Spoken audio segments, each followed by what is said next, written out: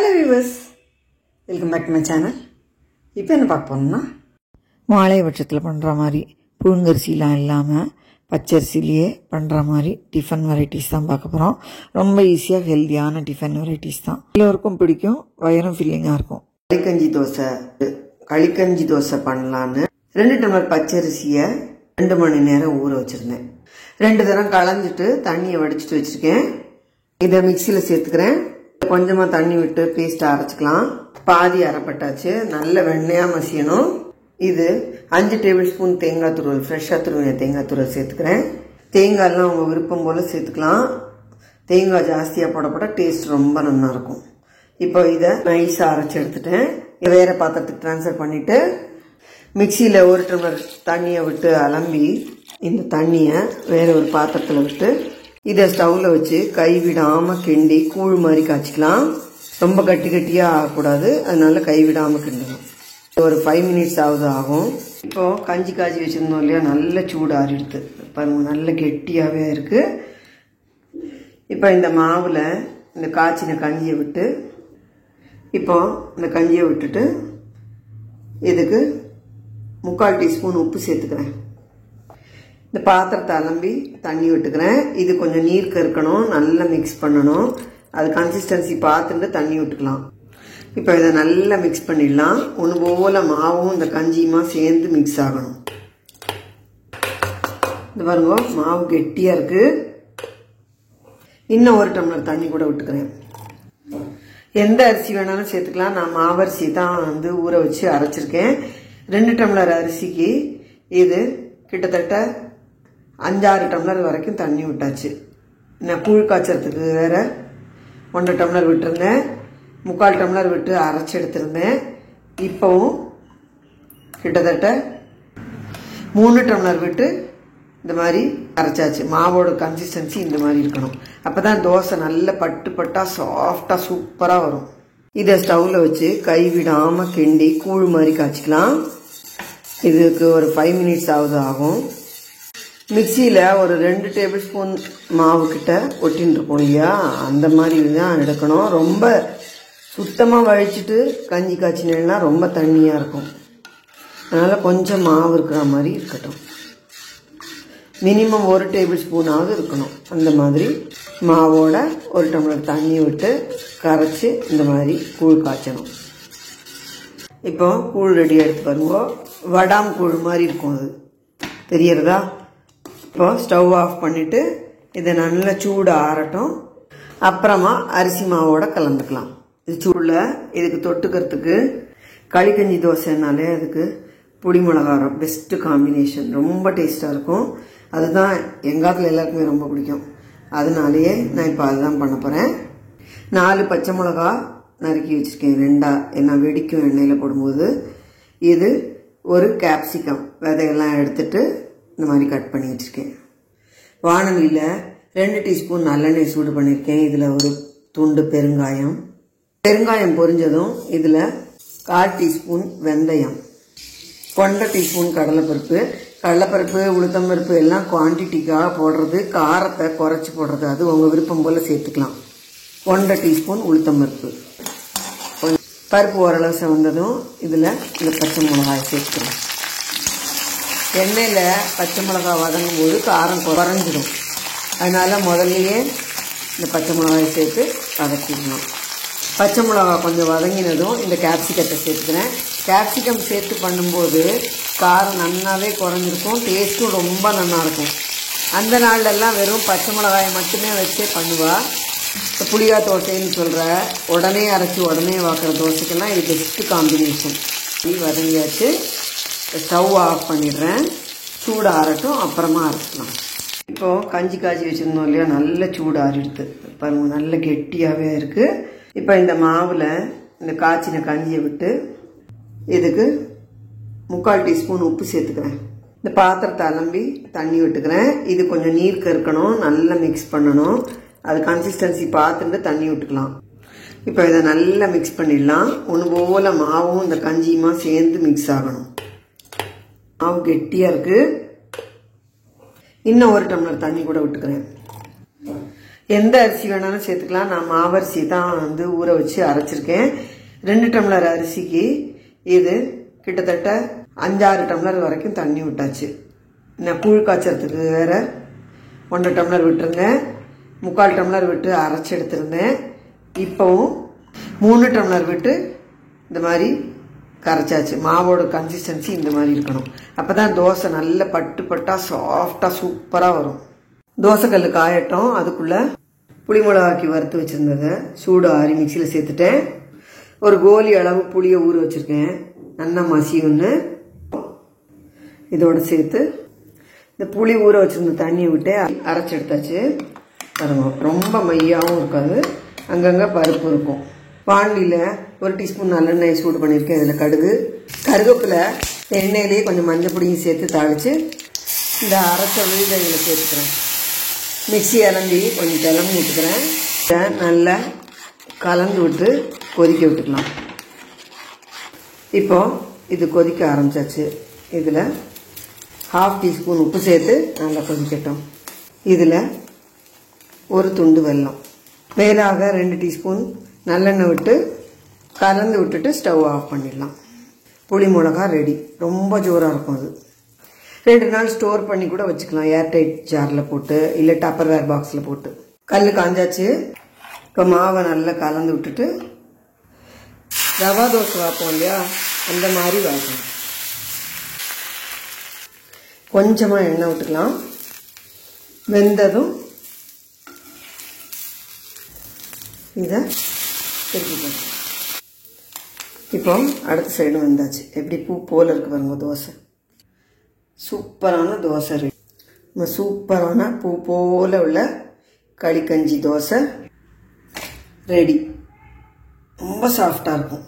இந்த சாஃப்டான களிக்கஞ்சி தோசைக்கு இந்த புளி மிளகா பெஸ்ட்டு காம்பினேஷன். தக்காளி சட்னி, தக்காளி தொக்கு, தேங்காய் சட்னி, கொத்தமல்லி சட்னி எல்லாமே வச்சு சாப்பிடலாம். பட் இது வந்து ரொம்ப ரொம்ப ஜோராக இருக்கும். வியூவர்ஸ் கண்டிப்பாக ட்ரை பண்ணி பாருங்க. இந்த மாலை பட்சத்தில் இந்த ரெசிபீஸ்லாம் உங்களுக்கு ரொம்ப யூஸ்ஃபுல்லாக இருக்கும்னு நினைக்கிறேன். நம்ம அடுத்த வீடியோவில் பார்க்கலாம். தவளை அடக்கி இது 1 டம்ளர் பச்சரிசி, 1 டேபிள் ஸ்பூன் உளுத்தம்பருப்பு, 2 டீஸ்பூன் துவரம்பருப்பு, 1 டீஸ்பூன் பயத்தம்பருப்பு, 1/2 டீஸ்பூன் மிளகு, 1/2 டீஸ்பூன் ஜீரகம், காரத்துக்கு 2 மிளகா வத்தல் சேர்த்து இதை ரவை மாதிரி பொடிச்சிட்டு வரலாம். இந்த மாதிரி நரன்னு ரவை மாதிரி பொடிச்சு எடுத்துன்னு வந்துருக்கேன். இதை சலிக்கெல்லாம் வேண்டாம். இப்போது தவளை அடை பண்ணலாம். வானலியில் 1/2 டீஸ்பூன் தேங்காய் எண்ணெய் சூடு பண்ணி இதில் கடுகு, கருவேப்பிலை, பெருங்காயம் தாளிச்சிட்டு இந்த தவளை அடக்கி பொடிச்சது 1 டம்ளர் எடுத்து வச்சுருக்கேன். 1 டம்ளர் ரவைக்கு 2 டம்ளர் தண்ணி வச்சுக்கணும். இதுக்கு தேவையான உப்பு சேர்த்துக்கலாம். நான் இப்போ 1/2 டீஸ்பூன் உப்பு சேர்த்துக்கிறேன். இது நல்லா வெட்டி திளைக்கட்டும். 1 பங்கு உடைச்ச ரவைக்கு 2 பங்கு தண்ணி விட்டுருக்கேன். கொதிக்க ஆரம்பிச்சுடுத்து. இதில் 2 டேபிள் ஸ்பூன் அளவு ஃப்ரெஷ்ஷாக துருவின தேங்காய் துருவல் சேர்த்துக்கிறேன்.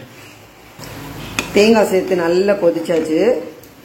இப்போ ஃப்ளேமை கம்மி பண்ணிவிட்டு இந்த ரவையை சேர்த்து நல்லா கலந்து விட்டு இதை கட்டி இல்லாமல் நல்லா கலந்து விட்டுட்டு மீடியம் ஃப்ளேமில் வச்சுட்டு கொஞ்சம் கூட வேக விட்டுக்கலாம். இந்த மாதிரி வெந்தாச்சு. இது கொஞ்சம் சூடு ஆறட்டும். அப்புறமா அடையாக தட்டலாம். நல்ல சூடு ஆறிடுத்து வரும். இந்த மாதிரி உருட்டுற பதத்துக்கு வரணும். தெரியறதா? கையை ஈரம் பண்ணிட்டு சின்ன சின்னதாக உருட்டி தோசைக்கல்லில் எண்ணெய் தடவி கிரீஸ் பண்ணி வச்சுருக்கேன். அதை போட்டு இந்த மாதிரி சின்ன சின்ன அடையாக தட்டிக்கலாம். கையை ஈரம் பண்ணிட்டு இந்த மாதிரி தட்டலாம். இதை நடுவில் ஒரு குழி வச்சு விட்டுருலாம். இந்த மாதிரி தான் அடையை தட்டி எடுக்கணும். இப்போ இதை இன்னொன்று தட்டுறேன். ஃபஸ்ட்டு இந்த மாதிரி கையில் ஈரம் வச்சுட்டு அப்படியே தட்டணும். இப்போ இன்னொன்று தட்டியிருக்கேன். இதுலேயும் இந்த மாதிரி குளிச்சுக்கலாம். இதில் இந்த கோவிலெல்லாம் கொஞ்சம் கொஞ்சமாக எண்ணெய் விட்டுக்கலாம். இப்போ இது வெந்ததும் இதை திருப்பி போட்டு வேக விட்டு எடுக்கணும். பாருங்க, சூப்பரான தவளை அடை ரெடி. பாருங்க, தெரியுறதா? நல்ல முறுமுறுன்னு இருக்கும், சாஃப்டாகவும் இருக்கும். ரொம்ப டேஸ்ட்டாக இருக்கும். இந்த மாதிரி ரவையாக உடச்சி வச்சுட்டு எப்பெல்லாம் தேவைப்படுறதோ அப்பெல்லாம் அந்த மாதிரி அடை பண்ணி சாப்பிட்லாம். இதுக்கு தொட்டுக்கிறதுக்கு நெய் ஜீனி வச்சுக்கலாம், வெல்லம், தேங்காய் சட்னி, அவியல் இருந்தால் அதுவும் கூட வச்சுக்கலாம். சூப்பராக இருக்கும். ட்ரை பண்ணி பாருங்கள். பலகாரத்துக்கு இடியாப்பமும் வெஜிடபிள் குருமாவும், பீன்ஸு, கேரட்டு, சௌச்சௌ, கேப்சிகம், பட்டாணி, உருளைக்கிழங்கு எல்லாத்தையும் இந்த மாதிரி பெருசு பெருசாக மீடியம் சைஸில் நறுக்கி குக்கரில் சேர்த்துருக்கேன். அலம்பிட்டு இதில் மஞ்சள் பொடி, உப்பு 3/4 டீஸ்பூன் சேர்த்து இது முங்குற அளவு தண்ணி விட்டு குக்கர் மூடி வெயிட் போட்டு ஒரு விசில் விட்டு எடுத்துக்கலாம். அரைக்கிறதுக்கு இது 4 டேபிள் ஸ்பூன் தேங்காய் துருவல், இஞ்சி, காரத்துக்கு 3 பச்சை மிளகா, 1.5 டேபிள் ஸ்பூன் பொட்டுக்கடலை, 4 முந்திரி பருப்பு சேர்த்து கொஞ்சமாக தண்ணி விட்டு பேஸ்ட்டாக அரைச்சி எடுத்துன்னு வந்துட்டேன். உமாக்கு வேக வச்சுருந்தது ஒரு விசில் விட்டு ஸ்டீம் எல்லாம் அடங்கியாச்சு. இப்போ திறந்து பார்க்கலாம். நல்லா வெந்திருக்கு. தாளிக்கிறதுக்கு 1.5 டீஸ்பூன் எண்ணெய் சூடு பண்ணியிருக்கேன். இதில் ஜீரகம் 1/2 டீஸ்பூன் சேர்த்துக்கிறேன். ஜீரகம் பொரிஞ்சதும் இதில் ஒரு பெரிய தக்காளி நறுக்கி வச்சுருக்கேன் பொடியாக, அதை சேர்த்து கொஞ்சம் வதக்கிக்கலாம். தக்காளி நல்லா வதங்கினதும் வேக வச்சுருக்கிற காய்கறியை சேர்த்துடலாம். காயெல்லாம் சேர்த்து ஒரு கொதி விட்டுட்டு காய்கறியை கொஞ்சம் லேஸ் அந்த மாதிரி மசிச்சு விட்டுட்டு கரண்டியாலே மசிச்சு விட்டுக்கலாம்.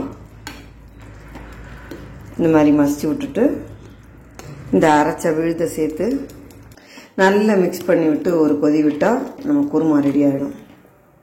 குருமா கொதி வந்தாச்சு. பொடியாக நறுக்கின பச்சை கொத்தமல்லியை சேர்த்து ஸ்டவ் ஆஃப் பண்ணிடலாம். நம்ம டேஸ்டியான குருமா ரெடி. சப்பாத்தி ஆற நல்லா இறுகிக்கும் இந்த குருமா. நீங்கள் விருப்பப்பட்டால் இது புளிப்பு வேணும்னு நினச்சிங்கன்னா ஒரு மூடி லெமன் ஜூஸ் சேர்த்துக்கலாம். நான் சேர்க்கலை.